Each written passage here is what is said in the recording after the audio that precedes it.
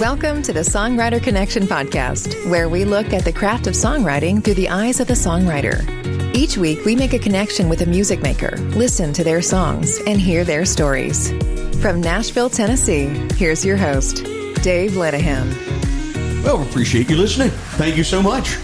This is episode number 71, as we're doing episode by episode and kind of ignoring this season thing as we've talked in the past. Well, I will tell you this. There is a buzzword in the songwriting community these days that you're hearing a lot. And we've talked a little bit about it in the past on past shows, but we've never really dived in deep. And the word is sync. We're going to talk about sync and what that is, because we have a sync agent and a music supervisor with us today. And as an extra bonus, she's an amazing songwriter, an artist. She's played internationally.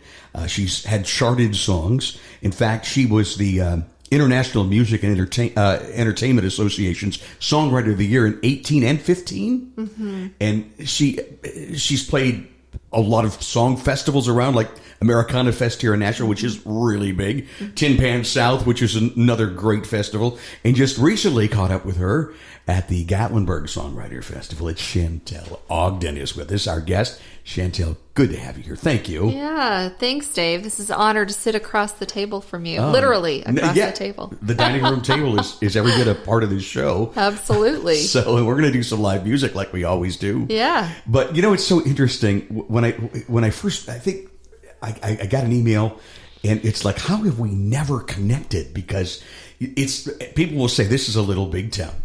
It is. Well, and I think what's interesting about Nashville is there are all these little pockets, and it's almost like people sort of travel in their little circles. They do, don't and they? They don't always, those circles don't always connect to each other, right? And I think that goes back to sort of like when you got to town, the people that you first met.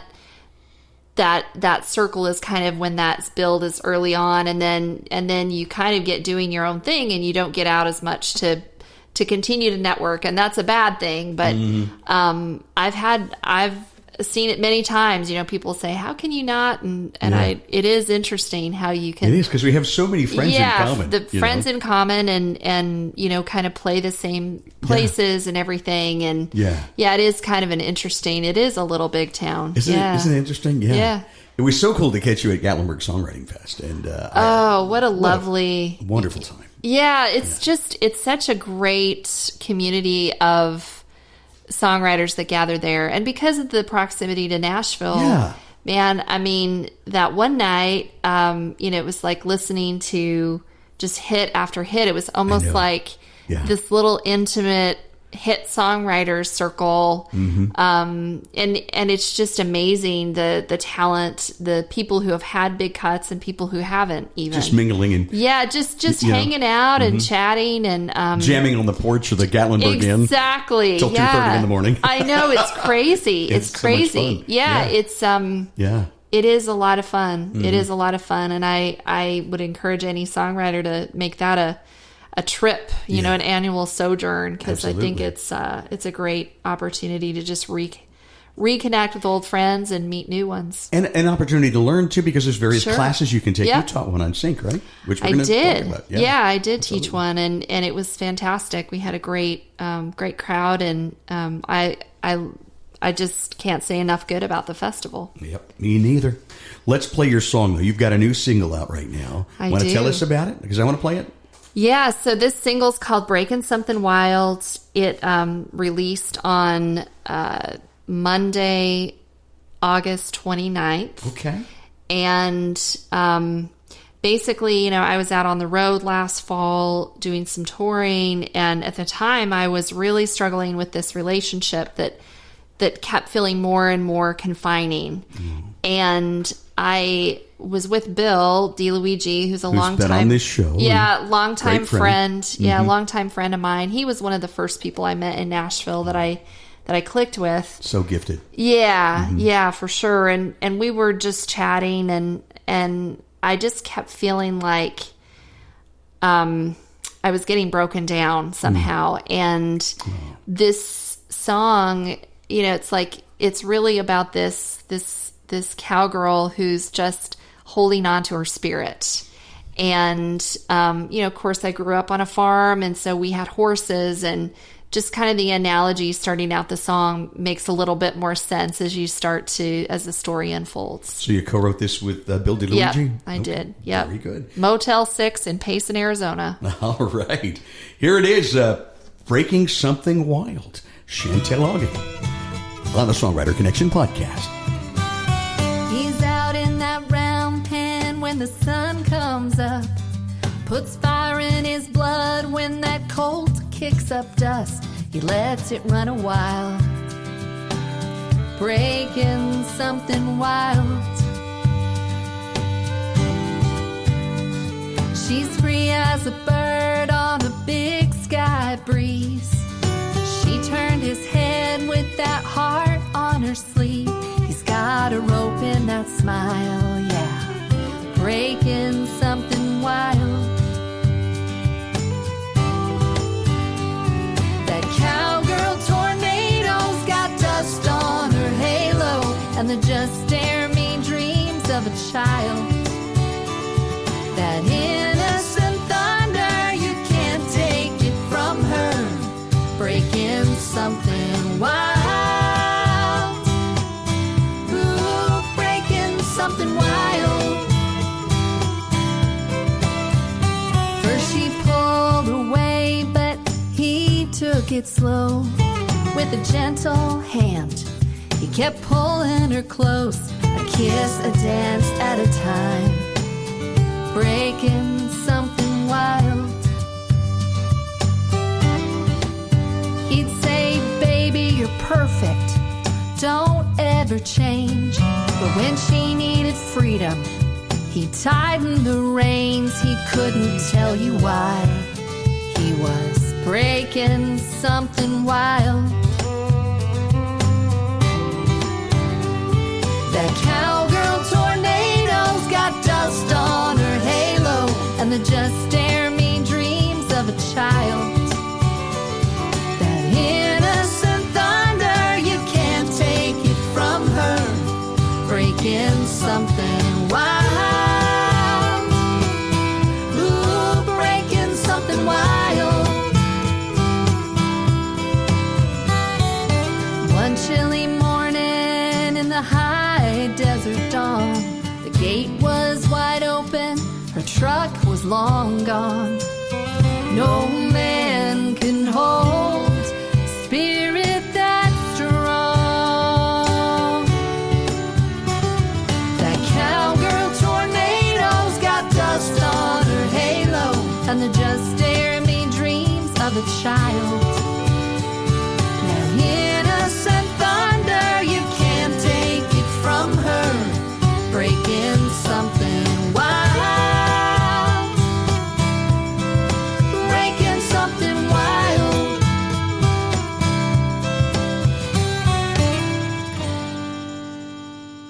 Isn't that awesome? Santell Ogden is our guest on the Songwriter Connection podcast, Breaking Something Wild. I should also tell you, you have your own record company, too.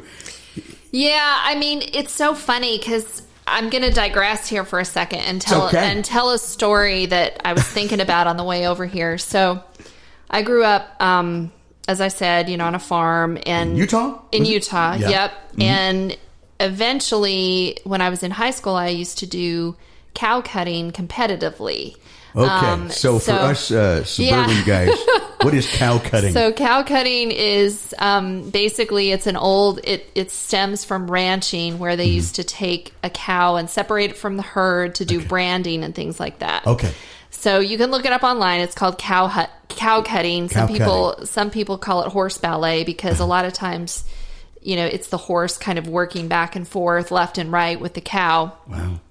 But anyway, so, I had a pretty good horse, mm-hmm. and, we had an old truck and a trailer, and my grandpa always used to say, it's better to spend money on what's inside the trailer than the trailer. And, so, and there were, anyway, there were these people that had these horses that they had spent, $100,000 on, and they lived at the trainers, and they had these big rigs, and they would come into these, come into these competitions, and it was like, here we were with our little trailer and truck, and this horse, and every once in a while, I would outride them. And it was so much fun when that happened, because if you looked at everything around it, that should not have happened, right? And so going back to the song Breaking Something Wild, I just heard today from my distributor that he works with the Orchard, and they do a lot of major label stuff. Orchard. Yeah. And he said that in the 10 years he's been working with them, there's only been 2 songs that have been selected to go out in their New Music Weekly. Wow. And my little horse, Breaking Something Wild, made it. And I think, wow. I mean, there's no budget for radio promotion. There's no, an independent artist, right? So right. What I get done is basically kind of what I can do. I got you. And every once in a while, it's really nice to know that a good song can still, can still somehow find places, right? That don't cost. Because, I mean, like you, I'm sure people know, used to be in radio.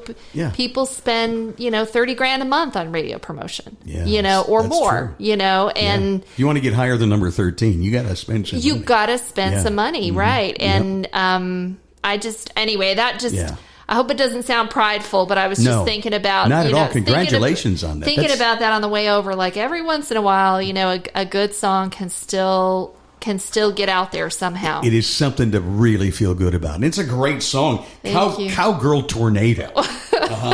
With Dust on Her Halo. Yep. What a cool rhyme. Oh, thank you. Yeah. And you and Bill wrote this in a hotel room? We did, yeah. So Bill, Bill and I were talking, and a lot of times when we go out on the road, I play shows, and he does harmony and plays lead guitar for me, but then... when we're not doing the shows, we've got plenty of time to talk, driving to the next gig. And then usually at night we work on music. And from that trip, we came back with, I think we were only out for about a week, and we came back with like 4 or 5 different songs. Good. Yeah. Some are going to be new singles of mine. Some of them were, through his publisher pitching to major artists. And, very cool. So yeah, it's fun to, I think, writers write, you can put us in a car or a hotel or whatever, and eventually that's what you're gonna pick up the paper, and you're gonna start to noodle, and that's what we do. That's what we do for fun. It's one thing I like to do when I'm driving. Something about the calm of that road. Or the driving? You write while you're driving? In my head. Oh, in your head. Lyrics are going through my head. Don't do this at home, everybody. No. You don't want to drive and write at the same time. If I feel like I'm onto something good, I'll pick up the phone and just talk into it, and record a little bit. But for some reason, the sound of the road does, I don't know. There's a hum. Yeah, that constant hum. I did get pulled over once because I was... trying to write. This was before they had phones that you could record on. Yeah. And I got pulled over once because I was trying to scratch some lyrics on a napkin, and the policeman pulled me over. This is when I lived in Georgia, and he said, "What are you doing?" And I was like, "I'm writing a song," and I held it up, and my guitar was in the back because I was coming from someplace playing. Did he give you a warning? Or did you get a ticket? Yeah. No, he gave me a warning. I have an honest face, Dave. That's good. Good for you. Before we got on and started doing the podcast, you said something that stuck in my head, and I'm going to ask you about this because I know you record a lot, and you have your own record label, which is Hip Farm Chick Records, right? And you're a hip farm girl, right? Yeah, I am the chick. You are the chick. Whether or not I'm hip is probably debatable, but I am the chick. Yeah. But they were saying a lot of artists today, instead of doing albums, they're just releasing singles. Is that the thing? Is that what you prefer? What's your feelings on that? So this is actually a super timely thing to talk about for me.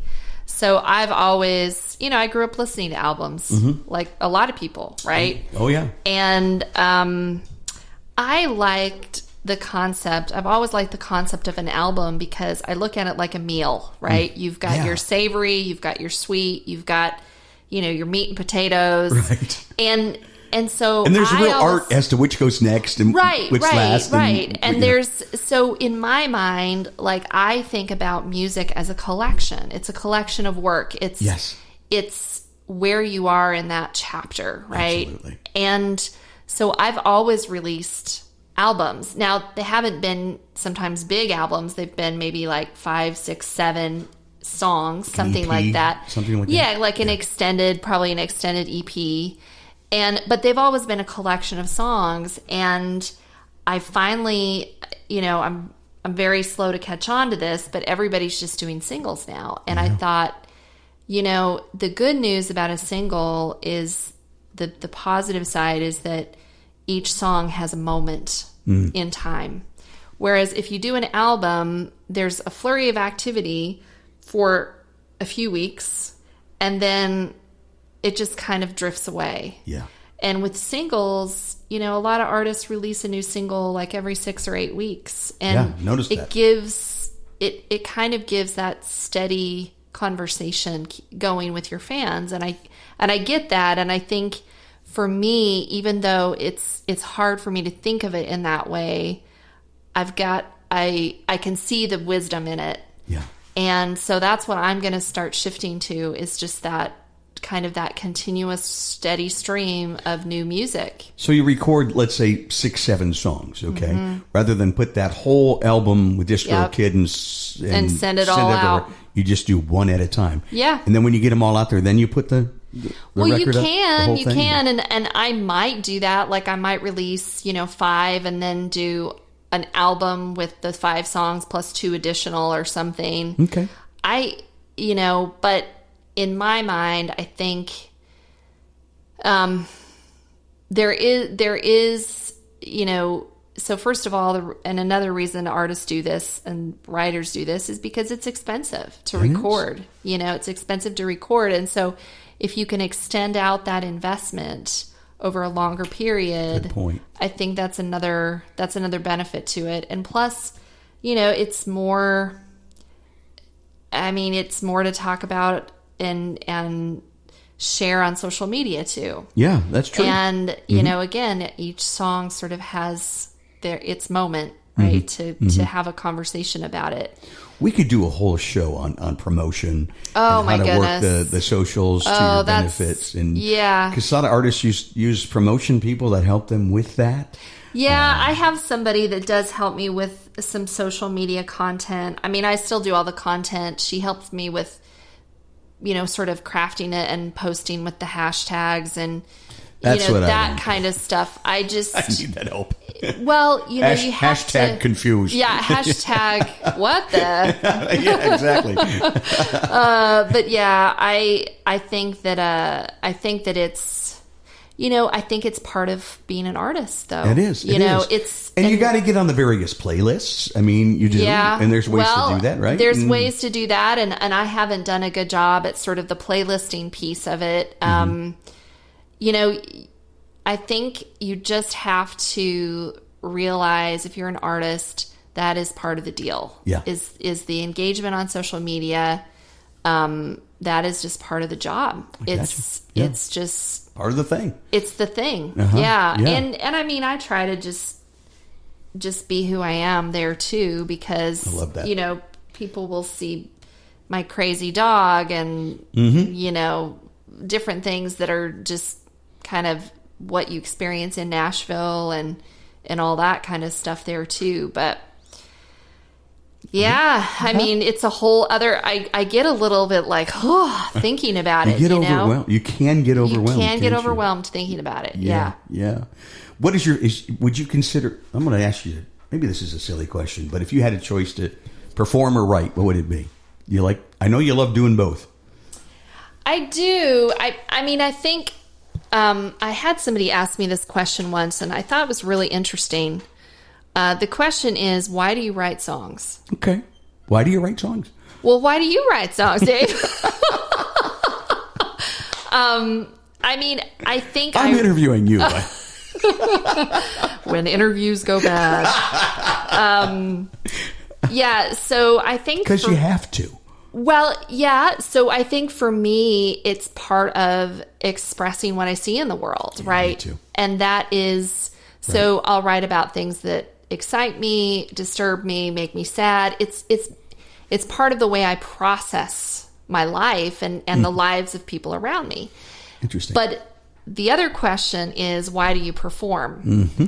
And the performance is more about connection for me and rallying around the human experience. Wow. Because I think we all hurt, we all cry, we all celebrate, we all have, good experiences and bad. And that's, the best songs are about everybody. They're not about me or you, they're about everybody. And so agree. Mm-hmm. So I think for me, like it's two sides of the same coin. Mm-hmm. I kind of get the songwriting thing is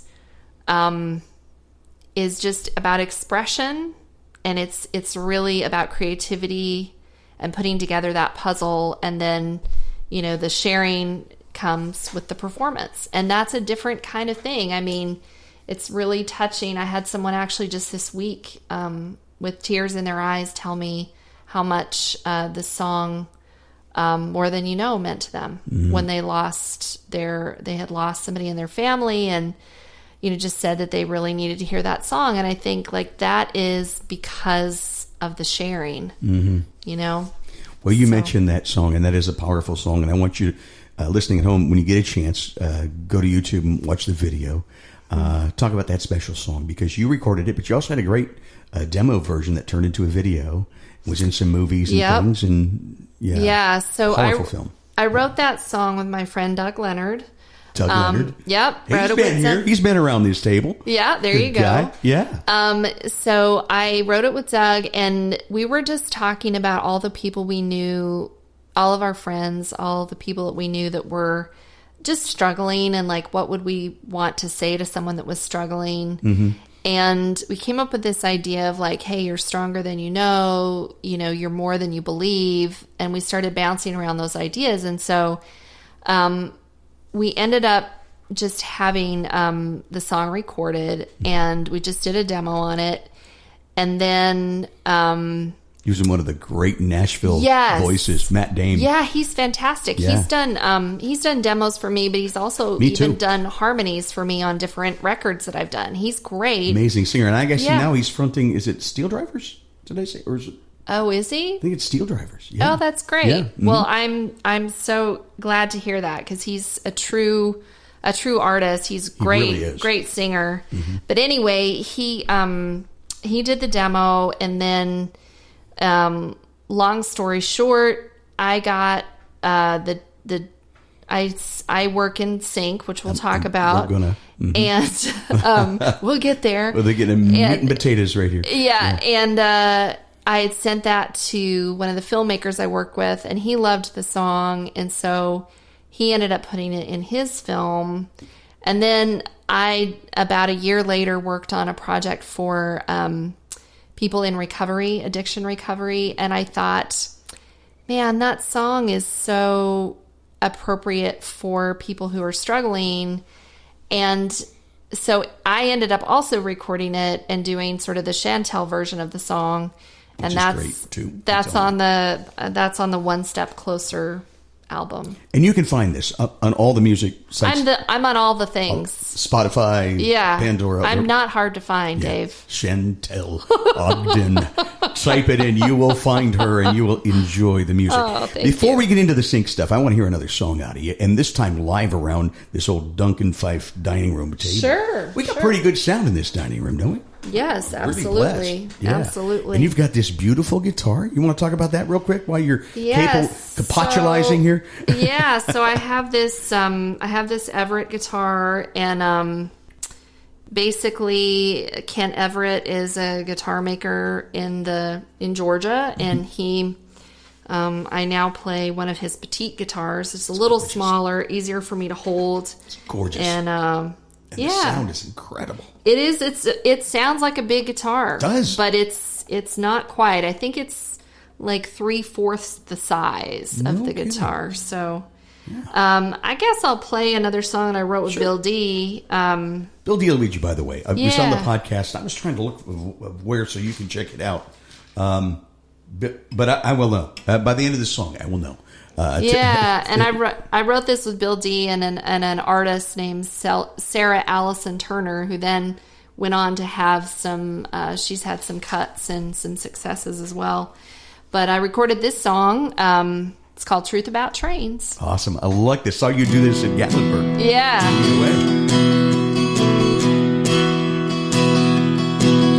We were working the rails for Norfolk Southern. Hear that whistle and I'd go running. And love was just like an engine humming. Sparks, steam, and fire. Yeah, we ran on that for a while. But the truth about trains is they come and they go. They get what they need, then they leave, disappear into a cloud of smoke. Truth about trains is they leave you blue. Yeah, they can't feel your cold hard steel. That's the truth about trains and you.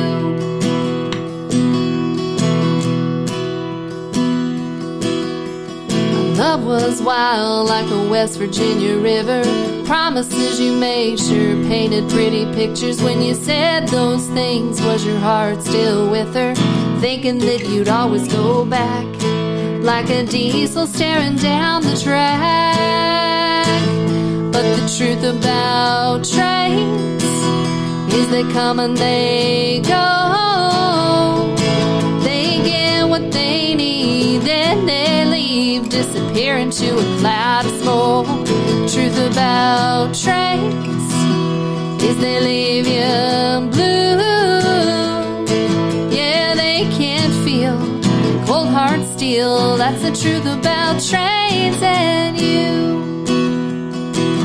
This might sound crazy, but sometimes lately sit at the station just waiting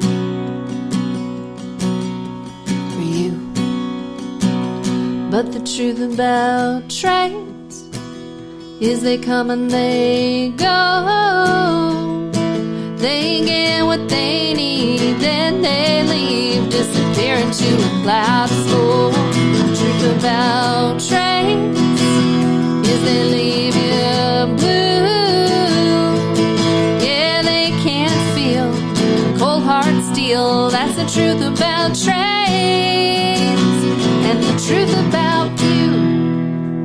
Love that song. Oh, thank you. Yeah, I love train songs. Don't you? I do.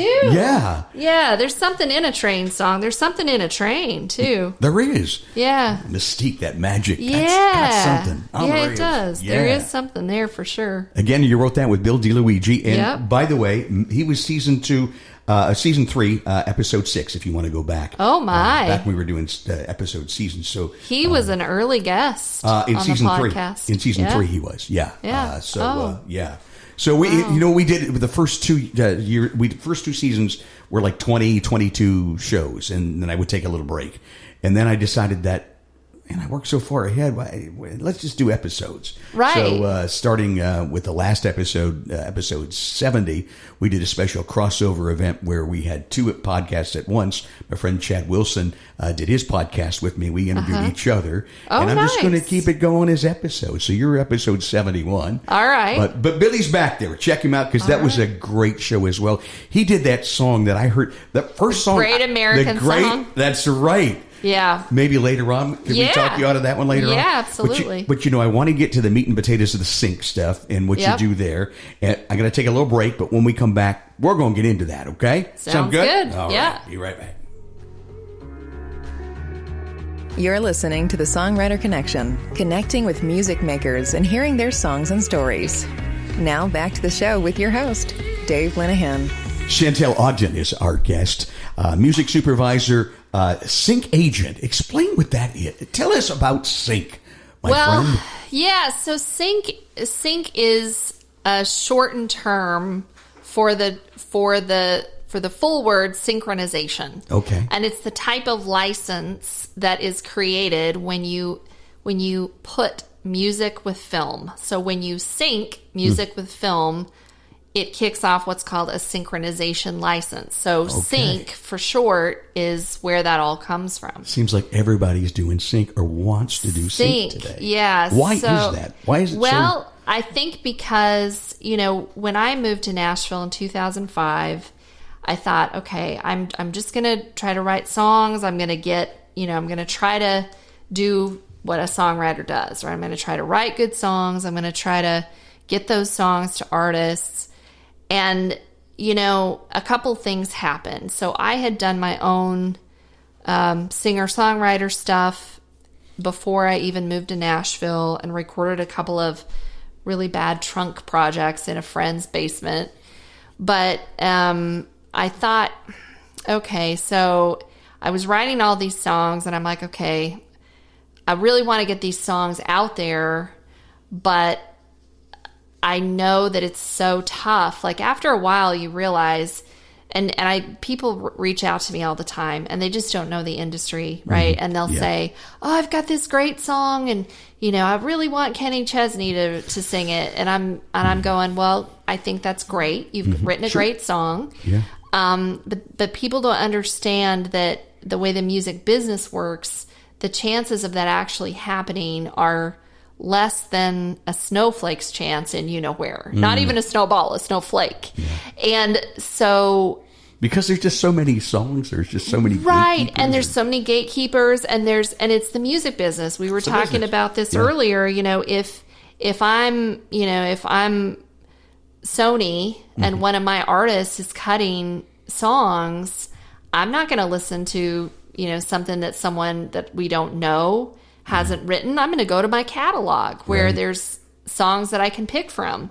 And, people don't realize that, every day up and down Music Row, there's new songs being churned out by these people. So guys are writing 2-3 sessions a day. Yeah. And so the point of all of that is after I was in Nashville for a couple of years, and I did radio promotions, not the talent side, but anyway, I realized when I was here, it was like, okay, I got to start finding new ways to get my songs out there. So the first thing I started doing was, I was like, okay, I'm going to actually get out there and I'm going to do the Americana country thing as me as an artist. Big fan of that. And I started really, I would call up radio stations. I'd call up people like you, right? And I'd say like, hi, I'm Shantell, and I've got this new album, and it worked enough that I was like, okay, I'm getting some airplay, and it seems like I have a place in this genre, basically. Mm-hmm. But then the other thing I did was I thought, okay, this film stuff, like you turn on any TV show, any film, there's always music in it. Always. And so I'm like, how am I going to get in there? So what I did was, and this was probably like maybe 12 or 13 years ago, I started going to film festivals and I would meet filmmakers. And I would just like, I would introduce myself. I'd say, I'm a singer-songwriter. I'd really like to talk with you about music for your next film. Wow. And it took a while of doing that and relationship building, but then finally somebody took me up on it. Wow. And then I had a couple songs in films, and then those people referred me to other people. And then after I'd done that for a couple years, I got my courage up and I asked one of the filmmakers, I said, well, what else are you looking for that maybe I can help you find? Yeah. And it was like, well, we need this such and such a kind of song, song for a dance scene in a club or something. Okay. And I mean, at the time I was really only writing kind of country Americana stuff. And I was like, well, I don't have any of those songs, but I live in Nashville and I know people who do. So I found those songs, and that was the beginning of both the sync agent work, which is basically somebody who represents songs to the industry, the film, TV industry. decision makers. And also it was the beginning of the other side of that, which is the music supervision, which is when filmmakers basically tell you, okay, I've got this film, here are the songs I need, and you go find them and you do the licensing and all that. Yeah. And so I kind of have two sort of roles that I play in the sync world. I do music supervision for independent films, and then at the same time I do sync agent work for independent artists, and I do not work with major labels. I sound like I'm such anti-establishment today, don't I? This is the second time I've been independent. But I just it's easier to clear. Mm-hmm. It's and so the now talk about that process. Yeah, I was just going to say it's a different. Yeah, so the word clear means basically that that all of the rights holders to the song, the publishers and the songwriters, and if there's a label, like the label owners, so the people who own both the recording and all the publishing and all the writing royalties, everybody's okay with that song going in that film. The producers, the musicians, everything. They've done work for hire. Yeah, exactly. And not, I don't, I think I don't focus as much on that piece, but if it's a bigger sync that I would be working on, I would probably ask for those things too. But for independent films, I don't worry too much about getting that work for hire on musicians and that kind of stuff. But I do make sure we've got the copyright owner, the publishers, all that. And the reason why I mention that is the work for hire, that's a term you've not heard before. Musicians and producers of that track, they're not getting any royalties from that. So you give them a little bit more to start with. Yep. Work for hire. In other words, you own it, right. And the masters. Right. And would have the right to distribute. Yeah, and I've even gone back, that song that you were talking about a minute ago, the Great American Song. Mm-hmm. We had that in a TV show called Heart of Dixie. It was in there twice. CW show? Yeah, CW show. And then we had, it was in a film. Wow. And at the end of the day, I ended up taking back to the studio that had helped us with some stuff on it, a little extra bonus check, because when we anyway, it's a really long story, but if you do need to let people know up front that you are going to be pitching this to film and TV. Gotcha. And if you want to do if they want to do a work for hire, or if they want to do even a buyout, then they'll do that. Then you need to do that with them. Sounds like you gotta have all the I's dotted and the T's crossed. Yeah, it's all those things. And administrative stuff. That's exactly why filmmakers don't want to work with artists and songwriters, because they want to work with an agent. They want to work with somebody who has the paperwork done, who makes it easy for them, who they don't have to explain everything to. Mm-hmm. And they don't want to worry about the rights, the clearance of the songs.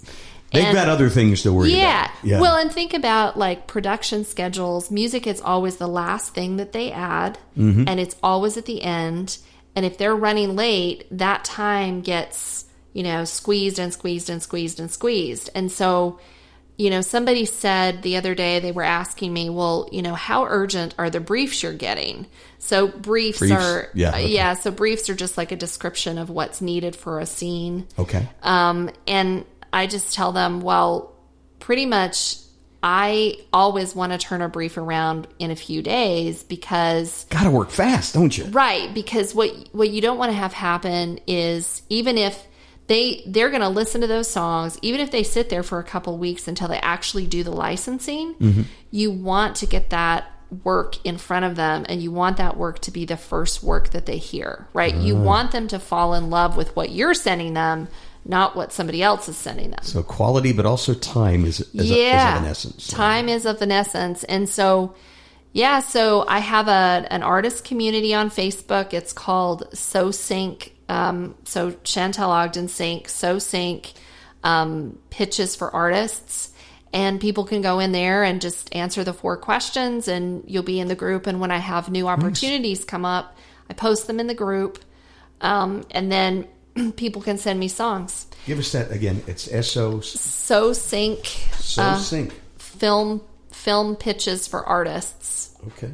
Yeah. On Facebook? On Facebook, yep. It's a private community, but anybody can join. And I'm trying to really help be the bridge between the quality independent musicians and artists that are out there and the quality independent filmmakers that are out there. Right. And, it's really fun for me to hear. There's so much amazing music that's being produced out there. It really is. And as much as I love country music, at the same time, writing for film and TV is much different, right? It is, isn't it? You're writing for the emotion of the scene. I was going to say the mood, the emotion. The mood, the vibe. Uh-huh. This is probably the biggest mistake people make when they send me songs is they'll be storytelling songs.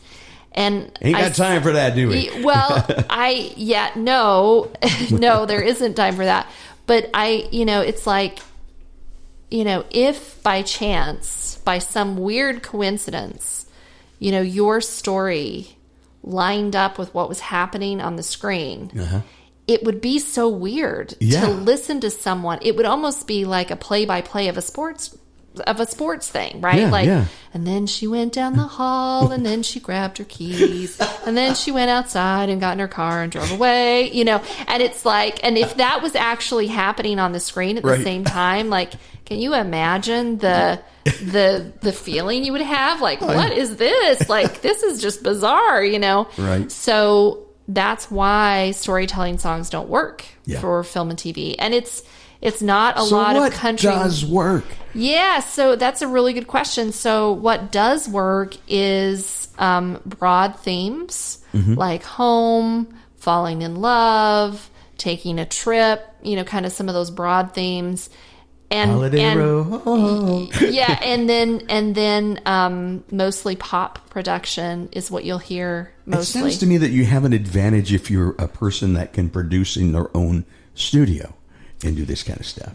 I mean, I think in some ways, yes. I think, there's a lot of different ways to look at the music industry. I know people who are good at a lot of different things, right? Who can write, who can produce, who can engineer, who could sing, play and sing. Yeah, Justine and Blazer, are so darn good looking. Right, Justine Blazer comes to mind as somebody who writes, produces, who she sings, she records, she does all the things. There's guys like Bill O'Hanlon who's just got it down to a science. He's got and a group of people he works with. Yeah, and I've repped some of his songs. I've gotten him some placements, and so there is kind of that thing that people, they're good at a lot of different things. Then the other side of that is somebody like me who I feel like my gifts are more in the writing and the business side of it. So I partner with people on the production. And that's, I think the real key in it is knowing what you're good at. And so if you're really good at all those other things, then do them. But if you're not, then you need to find a different path, right? Gotcha. Because I actually did a coaching session because I do one-on-one coaching with artists on Sync. I did a coaching session the other day, and the production was top shelf. And at the same time, the production was better than the lyrics were of the songs. And I had to tell this person, like, look, you need to work on your songwriting, make it more interesting, more compelling, because it still has to be a well-written song. It can't, the lyrics still matter, even though it's not a story, the lyrics still matter. And I said, look, that is what you need to work on. And I said, work on that first, get feedback on the songs first, and then spend the money on the production. Because, early on, and I did this was one of the big mistakes I made when I first moved to Nashville. I would write a song, I would get excited about it, I would get it demoed. Yeah. And then, 6 months later, a year later, I'd go, Why did I do that? Why did I spend that money? Yeah. Or, people would listen to it and they'd go, well, if I were you, I think you should change the second verse and blah, blah, blah. And I guess what I'm saying is, make sure you've got the song before you spend the money. Great point. Right? And there's places like NSAI, Nashville Songwriters Association. Highly recommend them. Yeah. Where you can send your songs in and say, look, this is for film and TV. Please listen with that ear. And they'll give you feedback just on real rough recordings, just home garage band recordings. And do that. Do that until... Work tapes, do that until you get to a point as a songwriter that you can actually... Then when when those sensibilities develop. I gotcha. All good points. Yeah. And so it seems to me, and it's just my observation, so many songwriters, and we've often said on this show, live in Nashville surrounded by songwriters, and it's cool because I love songwriters, are my favorite people. But everybody is talking about sync today. Yeah. So it's got to be a moneymaker. It can be.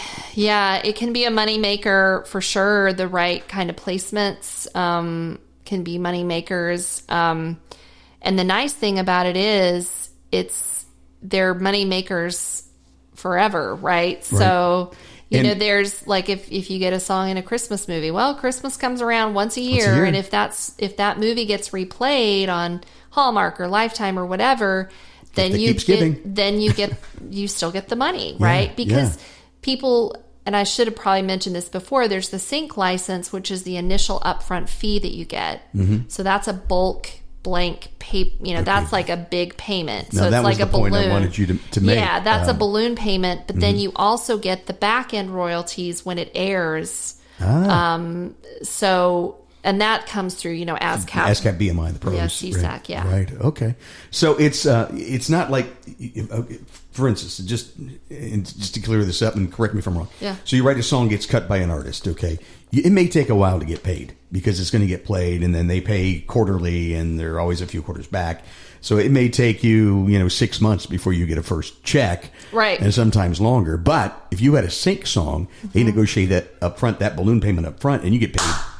Right away, right? So it's got to be another advantage. Yeah, it is a huge advantage. So I just I just finished working on a film where I had 5 songs placed in it. So it was a project that I supervised. Wow. And that particular production company also pays really fast. Wow. And so we made the 5 song selections. I told the artists and songwriters, okay, this is coming.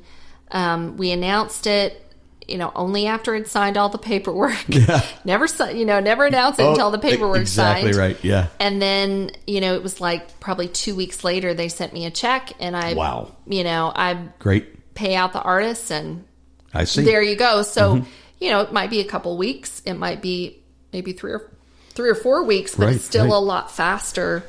So and it's a lump sum, right? So a song placement might be $500. It might be $1,000. It might be a couple thousand, depending on the project. Depending on the project, depending on how long the song is used in the film. Is it a montage, which is the song kind of takes over and there's pictures kind of layered, or is it radio music coming from the background, right? Yeah. That you can barely even hear. It's something's back there, but you don't really know what it is. There's just different payments that you look at for those different uses. That's so interesting. Yeah, it is. And I have to tell you, I've been making. I've not done anything with sync, and that's just my choice, and that may change on down the line. But what I have done, I'm more aware now when I'm watching TV or watching a movie of the songs I'm hearing, and I'll hear a song and I'll go, oh, I need to know what that is. So I'll pause, pull up my Shazam. Yeah. And Shazam it, oh, wow, that's interesting, because they'll take those songs too and they'll put them on the Spotifys and whatever, right? Yeah. So I'm discovering new artists and things there too. Well, and that's another reason that Sync's really good is getting your songs out there in a film promotion for you too. Yeah, it's promotion, and people will message me at times like, hey, I heard your song in this thing, or they'll go buy it or something, and it can be it's a really good, it's good to have the credit, and that kind of sets you apart because you have a credit now instead of sort of, a lot of other folks are still working to get the credit. So the credit's good, the exposure's good, the money's good.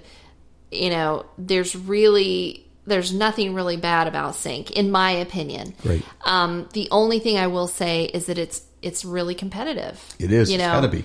It's really competitive. But for me, I have found that the time I've spent, I've gotten a lot further spending time in sync than I have just trying to get songs recorded by other artists. I was able to do that.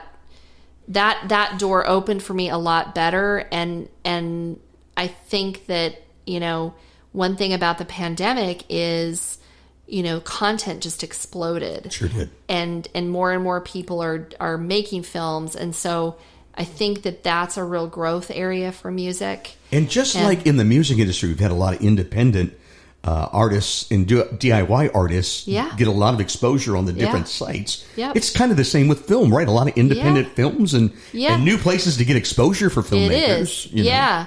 It is. And I think for filmmakers and for artists, and a lot of people don't know this either, but a lot of independent production companies who are making these films, they make them and then they sell them to Hallmark or Lifetime or whatever. Yeah. So even though it's an independent production company and independent filmmakers that I'm working with, they're not big studio filmmakers, that work is still showing up in the same distribution channels. Oh, interesting. So, that's really neat too, because it's the horse inside the trailer, right? It's a good song inside of a movie that, and again, spend more on the horse. Yeah, you got to spend more on the horse than the trailer. That's going to become my new slogan, Dave. I love it. I'll probably write a song about that. I think we're going to call the episode that. Spend more on what's inside the trailer. More on what's inside the trailer. Ooh, that could even have like a movie trailer. That could work. I'll write that with you.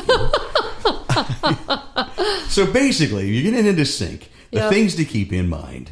Don't really want story songs. No story songs. We're going to fit the mood. You read that brief and see what you've got that may fit that. Yep. Make sure you've got all your ducks in a row. Yep. You've got your work for hire if needed. All the other co-writers and People information. all agree. All of that. And then the money side of it is lump sum up front, royalties on the back. So absolutely. It's all. I don't see why you wouldn't want to be into sync. I mean, I think it's a great opportunity for people. And again, through the community I have on Facebook, it's funny because, people will say like, well, and I wrote this with so-and-so and I produced this with so-and-so and I'm like, I don't care. You don't care. No, because I want to just listen to the song. And I tell people, don't want to be influenced by that. Yeah, I just say, look, just send me the song. Just say, hey, here's what it's for. Because I'll usually list, like, this is what I'm looking for. Just say, here's the song. Here's what it's for. Thank you. Right. Just keep it very simple.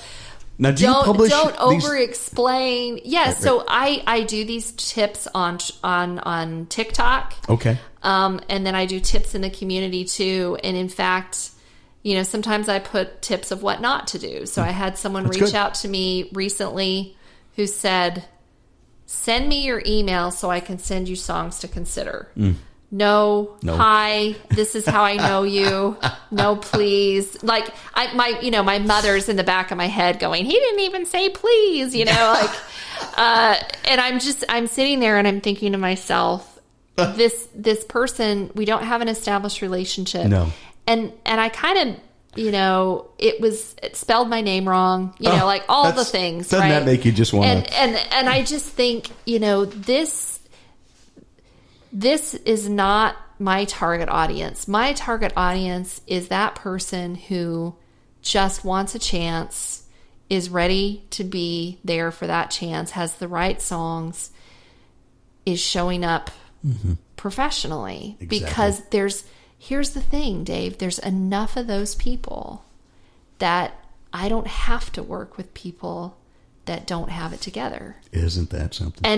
And it's a beautiful thing. It's a beautiful thing, right? There's so much great music and people who show up professionally that even if that person, let's say they had great songs, to quote one of my favorite phrases, the juice is not worth the squeeze there for me, right? The pain is not worth the gain. It's just not for me. So that's what I love about Sing too is, I get to listen to great songs and meet people who are they're really doing it and they just need a chance. And that's what I want to do for them is give them that chance to get awesome. That song in front of the right person and get that for them. I mean, I've had probably a 15, 20 artists now that I've gotten them their first placement. And that's what I wanted to do with this. That's gotta feel good.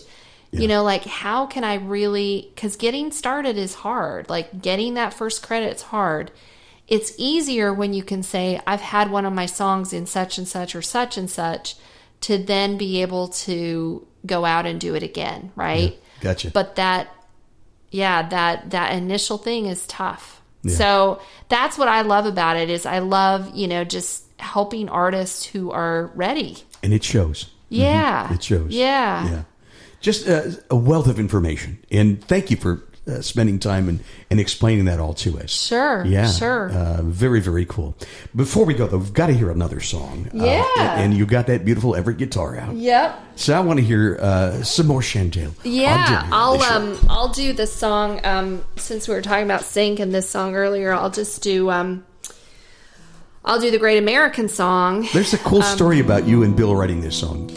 Yeah, so Bill and I, at the time, actually the first song I ever got cut was by a country group called Ackland Park. Ackland Park. And I met the lead singer's drummer at the time on an elevator in my day job. And he was like, oh, we're gonna record and we're looking for songs. And I was like, I've got songs, and so they ended up recording a song of mine that I'd written with Bill and another friend of ours. And then we started writing with the lead singer. And the long story short there was, he said, well, it was Bill and I and him, his name's Markham Stewart. We got together and it was like, well, we need to write this kind of anthem-y kind of song that, that people can kind of sing along to. And we were at my house, and on the coffee table was American Songwriter magazine. Okay. And I looked down and I was like, the Great American Song. And that's where the title came from. And then we just wrote that song. And, it's just been a really fun song. But I think as a song, if people are interested in Sync, it's a good example of something that has imagery, but it's general enough that it's not really taking you down a story. So, gotcha. Here's the Great American Song. Love this song.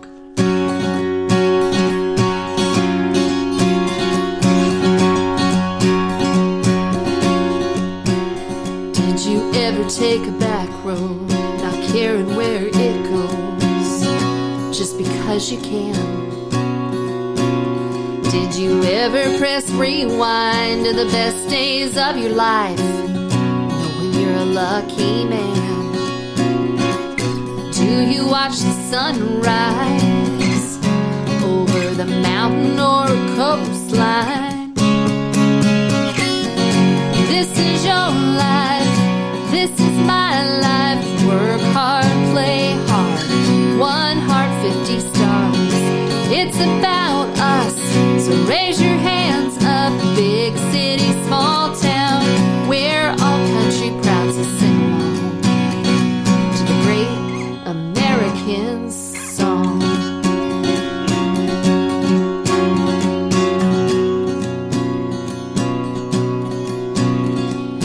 When you were a little kid, did you ever dream big? try on your daddy's boots, and somewhere down the road, find dreams of your own catching up to you. Aren't you glad to be living free? You can be anything you want to be. This is your life, this is my life. Work hard, play hard, 1 heart, 50 stars. It's about us, so raise your hands up. Big city, small town, we're all country proud, so sing along to the great American song. There's more than fireworks in the sky, the anthem or the stars and stripes. It's who we are way down deep inside. This is your life, this is my life. Work hard, play hard, 1 heart, 50 stars. It's about us, raise your hands up. Big city, small town, we're all country proud, so sing along to the great American song. Let's sing along, great American song. Yeah, yeah.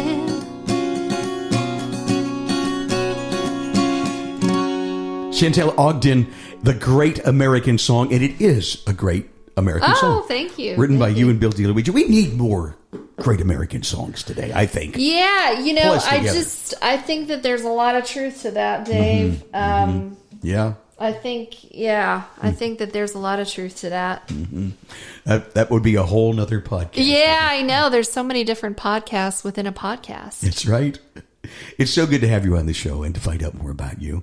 Yeah. I feel like I've known you a long time now. I know. Yeah. I know. And we've just more recently connected, but Yeah. I did enjoy your rounds a lot at Thank you. the And- Gatlinburg Songwriters Festival. And yours. Yeah. And I heard part of, I think I was telling you this, I heard part of your baseball song, which I love. Louisville Slugger. Yeah, and Thank you. I heard like a half a chorus of that in the songwriting rooms the first night. Because Oh, you were in that room. Okay. Yeah, because you just kind of wander around, Yeah, right? right. And I heard maybe half of that song or half of a chorus of that song, and I thought, oh, that's really interesting. And so when I saw you at the Songwriters round and you did that, I was like, oh, this is cool. Now I get to hear the whole story. But what a great Thank you so much. song. That's just I such a... just recorded that. So Yeah, coming out sometime this good. fall. Good. Yeah. That's, speaking of story songs, that's right up there. So, Probably wouldn't work for sync then. well, no, but not every song is a sync song. Not everyone is. That's right. And that's okay. But if there's a baseball movie out there, let me know. If there's a baseball movie, could be. You never know. Listening to me. Yeah. you Shantell, never where do know. we find you on your socials and online and stuff? You've got your own website too, right? Yeah, so my website's just Shantell Ogden, Shantell Ogden, OGDEN.com. Awesome. And then social media, I made it easier. It's just at Shans, Shans music on all of Music. all the Your friends different call you channels. Shan? Shan? Well, yeah, they do. Mostly my family, but good friends do. Okay. Good friends do. So you can call me that, David. Could I or no? Yeah, you You could. wouldn't slap Yeah, me you for could. that. I Okay. wouldn't. No. I imagine folks could Google you too. You're gonna. Yeah. come. Oh, yeah. Yeah. They can Google. Yeah. They can Google. I Absolutely. am. You're gonna Like I come said earlier, I'm out there. You're out there. You really are. Well, thanks for being in here in the dining room. Yeah. Thank you. Awesome. I just want to round up what's happening for the rest of October for you.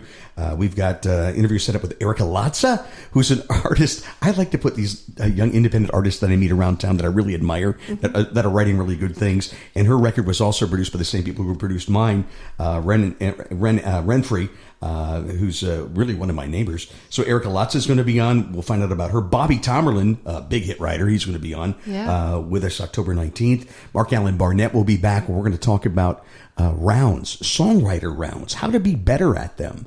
If you don't have them in your own hometown, maybe you can make your own songwriter rounds. That's what we did in Cincinnati before I moved to Nashville. Why not? Yeah, and we're going to talk to people like Debbie Champion, who's been hosting rounds for 30 plus years, and just how to perform better and get your rounds. So I think that'll be informative. So those are things that are coming up. Shantell, thank you very much for joining us on the Songwriter Connection podcast. Yeah, thank you, Dave. This has been a lot of fun, and just really appreciate the opportunity. I'm sure we're going to see you around. Yeah. Absolutely.